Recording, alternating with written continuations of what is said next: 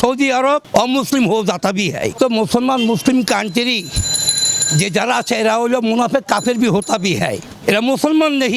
রাসূলের জন্ম হলো সৌদি মক্কা, যেখানে মক্কা কাবা করে রাসূল থাকতে পারে নাই, সে চলে গেছে মদিনার শহরে। ওই সময় আবু জাহেলের বংশধর এলোমেলো হয়ে গেছে। এখন সারা বিশ্বের মধ্যে আপনার খ্রিস্টান ইহুদির নাচার কালচার আমেরিকা যেমনি হাতে তাদের সামনে চলে, আমেরিকার যেখানে যে যারা পছন্দ করে সেটা খাই ফেলায়। তাই বলতে চাই আমরা মুসলমান যারা আছে ইরাক, ইরান, তেহরান মুসলিম কান্ট্রি, এদের পাশে মুসলমান রাষ্ট্র থাকা দরকার। সেখানে দেখলাম যে আপনার ইরানের পাশে সৌদি আরব মুসলমান দেশেও নাই, আপনার পাশে যে আপনার আবুধাবি দুবাই এরাও নাই। এই জন্য ওখানে আল্লাহর মার দুনিয়ার বাইরে, কিন্তু মুসলমান জয় হবে, এটা হাদিস কোরআনের কথা। আজ কাল মুসলমান জয় হবে, কিন্তু মুসলমান জয় হবে কিছুদিনই ভাগ্যর ব্যাপার, ধৈর্যর ব্যাপার। তবে রাসূল বলেছে 1400 হিজরি পরে কী হবে বলে না, তারপর অনেক কিছু ঘটে গেছে, আরও ঘটবে।